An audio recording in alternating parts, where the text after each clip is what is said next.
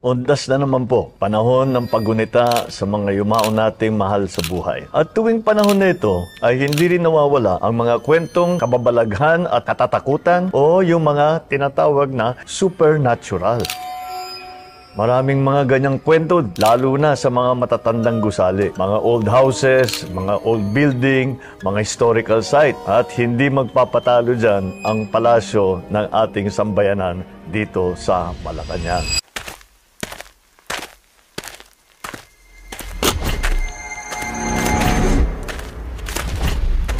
Itinayo ang Malacanang noong mga 1750s ni Don Luis Rocha Camina.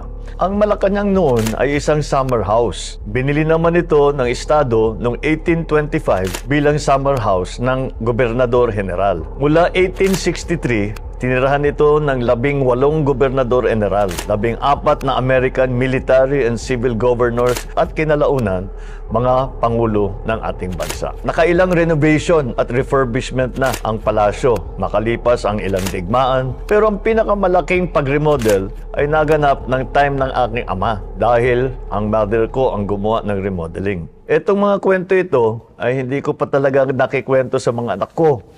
Baka matakot kasi. Pero since Undas, Halloween naman, kikwentuhan ko muna kayo ng mga karanasan ko dito. Lalo na nung kabataan ko. Oh, are you ready? No, not really. Not really. Pero sige. Never mind, we're going. Let's go!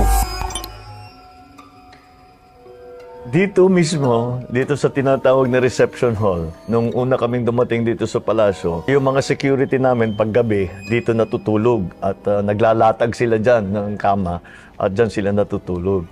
At balitang-balita na kung minsan sa gabi ay may dumadating na ginigising sila na ang tawag nila si Father Brown. Sabi ko, bakit sino ba si Father Brown? Nung tinignan namin ang kasaysayan dito sa palasyo, meron daw talagang Father Brown na Amerikano na dati, nung panahon ng Amerikano, ay nandito nagtatrabaho. At ngayon, ay mukhang hindi na umalis dito sa palasyo. At pinupuntahan nga ang ating mga security natin. Paggabi, meron daw silang nararamdamang gumigising sa kanila. Baliwala na sa kanila. Sabi nga, kagabi, ginising na naman ako ni Father Brown.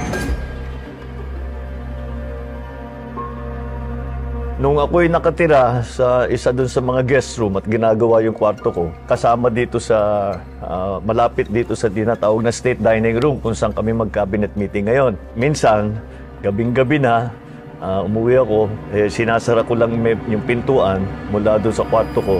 Pagbukas ko ba naman ng pintuan, nakita ko biglang gumalaw yung mga buwan. Nagsisisigaw ako dito. At tumakbo ko. Sinabi ko, sinubo ko sa security. Sabi ko, may multo, may multo, may multo. Sino yan? Si Father Brown lang siguro yan. Nililinis.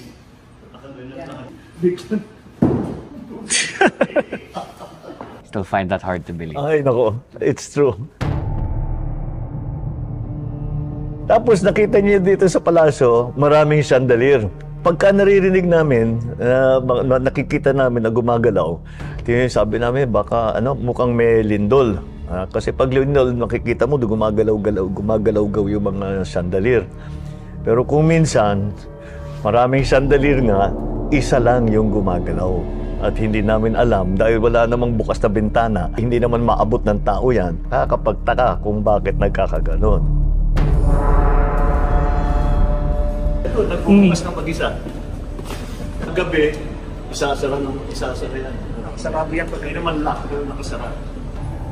Sabi ng guard, pagbalik siya, mas na. Sarado na yan. So, pinabayaan ngayon. Pagbalik niya naman, sarado na naman.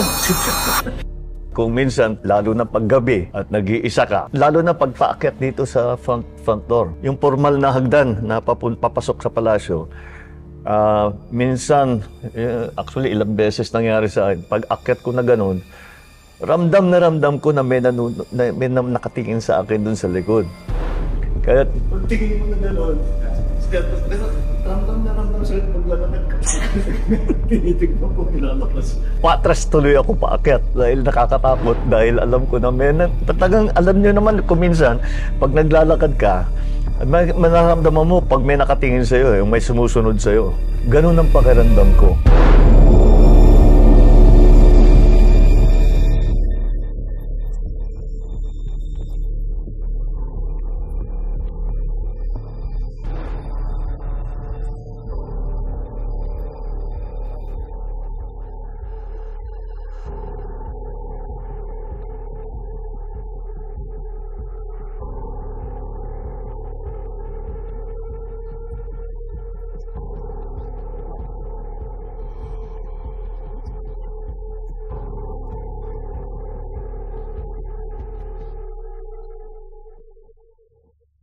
kung may tao sa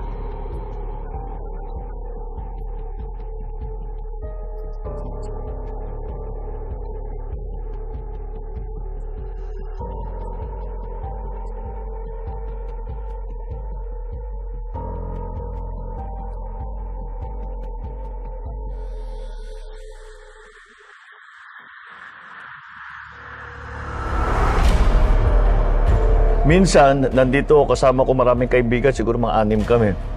At pumunta kami doon sa medyo madilim na lugar.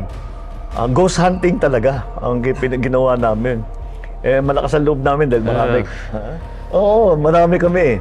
Sabi namin, malakas ang loob namin. So sabi ko, doon tayo dahil maraming kwento doon sa lugar na yan. So yung isang kaibigan ko, bubuksan niya yung pintuan. Bago niya nahawakan yung doorknob, bumukas yung pintuan ng mag-isa. Nako, yung sigaw namin. 2:00 ng umaga yun. Alala ko yun eh. 2:00 ng umaga yun. Takbo kami doon sa kwarto ko. Inon namin lahat ng ilaw. Nagpatugtog kami ng music na malakas para mawala yung takot namin doon sa nangyari sa amin. Eh paano yung, anong gagawin? Maybe if we had ended up living here in the palace. Oh my God. Kuha na lang ako ng kondo sa kalapit.